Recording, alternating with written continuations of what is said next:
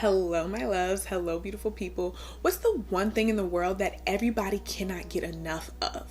You guessed it right, money. Money is something that people continuously strive for. Now, for us under 1%ers out here that are not able to do all the luxury things that most people with money are able to do, they come up with this saying that they tell us maybe to soothe our egos that says, money can't buy happiness.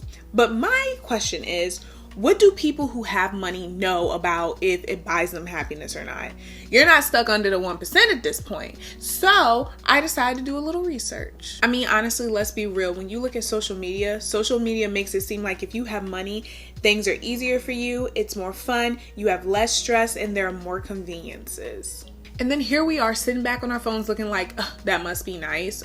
Why don't I have that? Or just low-key in general being envious. But before I get into the stacks, I want to ask you, how much is enough? If you had an ideal number in mind that could really improve your life, that can bring you happiness, how much would be enough? 10,000, 20,000, 50,000, 100,000 a year. What would bring you happiness? And more importantly, what would you even use it for? First, let's talk about the fact that there have been studies upon this to determine if the saying is actually true. They measure it based upon the emotional well-being and then the evaluation well-being. Emotional measures the shorter span of time, your day-to-day life, how you're feeling as things go along. Whereas the evaluational well-being, this is where they are asking in the big trajectory of your life, how do you feel like your life has turned out? So from two different perspectives. Now, in previous studies that said based upon our emotional, our everyday well-being, that it is capped off at $75,000. So if you are a person that makes $75,000 afterwards, your happiness essentially plateaus. So if you reach $75,000, but then you're offered another 10, 20, 30,000, you are going to stay at the same place of happiness. Now, that might not make sense to you why that would occur, but according to the study, it says once your basic needs are met, there's not much improvement that's going to happen there. Sure, you can do fun things every once in a while, but your day-to-day life at that point isn't really changing. You're happy that you're satisfied. Now, when they say your basic needs, your psychological needs, they mean like shelter, food, communication with other people, those sort of things, the basics that we need as humans to really survive. But here's the thing with those old studies. They were wrong. There is a new study today to prove that you can have extra happiness after $75,000. It does not deteriorate your psychological health, but it actually can improve it. Now, there was a study by the University of Penn called the Wharton Study, and they actually were able to prove that everything that we believed has been a lie.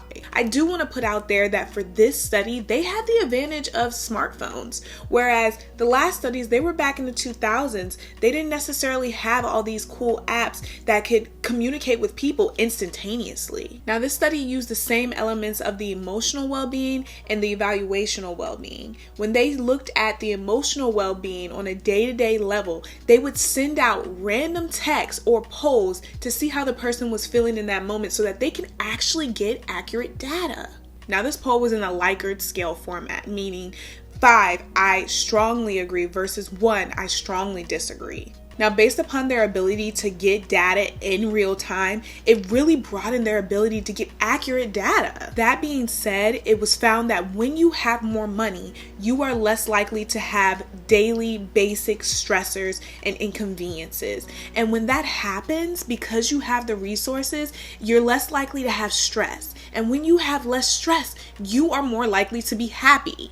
So in this case, bliss brings happiness, and money can sometimes bring bliss to the things around you. Another thing that they found that they think influenced a lot of the results is some people equate money to success in life. So when you are equating your success to your money, there's a strong bond here, and it gives you a sense of identity, which brings happiness if you are excelling. And then there are some people who equate money to self-worth, making you feel like you're valued because you are able to contribute monetarily. So in conclusion, to answer your question, according to the data, it is very much possible that money does buy us happiness. But I want you guys to keep in mind that this is a multifaceted phenomenon, and it is very possible that for some people money does not buy happiness. At the end of the day, it is dependent upon your core values and what you want for your life.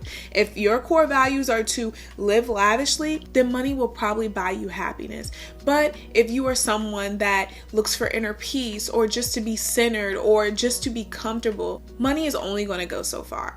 Now, as usual, I'll make sure I put all of my references down below in the description. If you guys found this interesting, make sure that you like, comment, and subscribe, and give me some other social issues that you want me to look up on. I'm always down to educate myself and educate others around me, because there are reasons to why we think what we think. And it makes us feel a lot better when we understand us and the world that's going on around us. Don't forget to subscribe, and I will see you in my next video. Bye.